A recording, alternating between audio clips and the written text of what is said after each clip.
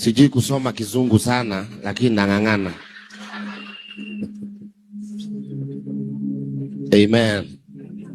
My tribute to the mother of our children, Betty Bayo.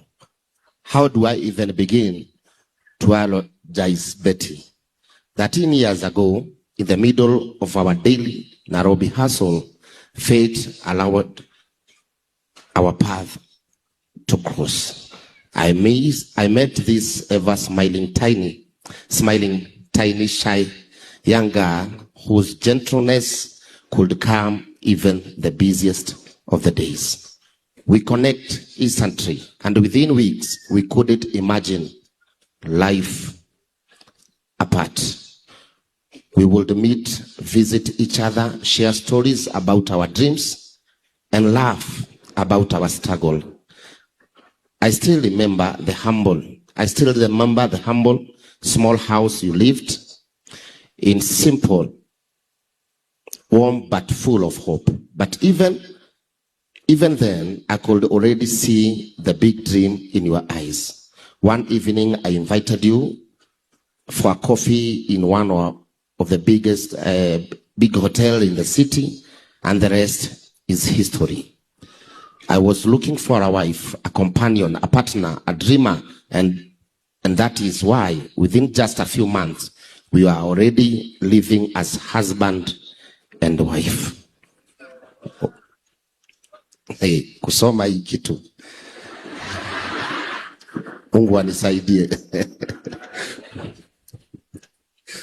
We conceived our first child so quickly after knowing each other. And that moment changed everything. We realized life had become serious, and we stepped into it together. Before we knew it, we were a parent of 2 charming babies. Every day when I look at our child, I see you. I see your face in our daughter, Beauty, and your spirit and her gentle way. I see myself in her boldness. In Danny, I see my face. In Danny, I see my face, but your personality, your softness, your humor, your warmth, that is what love does. It lives through children. It never dies.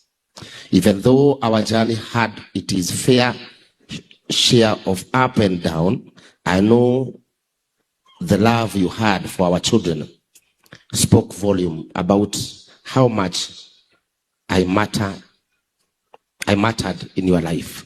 You never denied them a father. You never denied them a father. You never poisoned their hearts. Kumaliza na maliza ini ya mwisho. Instead, you centered them in love. I used to joke with you whenever the child visited me, telling you, Mimi ndiyo niko. Of course, it was always a lighter note, because deep down I respected the decision you made when you chose to move on with your life. I remember how we both trended years back. You had your story and I had mine. I'm truly sorry that my brand, my name, and my drama put you through difficult moments.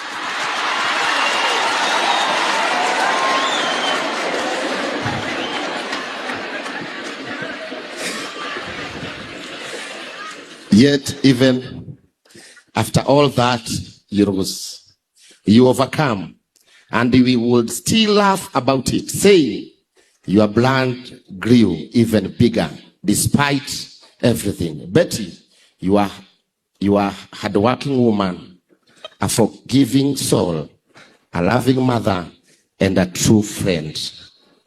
Hey. And above all, a woman who loved God with all her heart. You build your life with grace. You raise our children with humility. You forgive more than most people ever could. And you show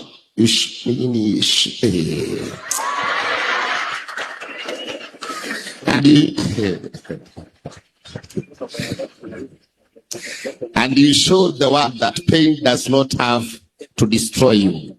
You can use it to fuel, to climb higher.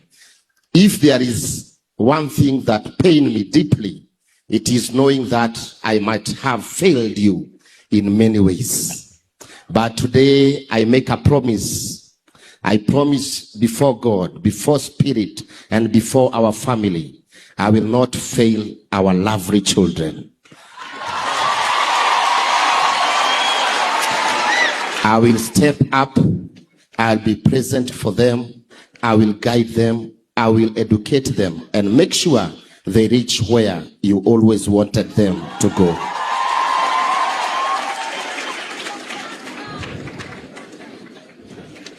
Okay.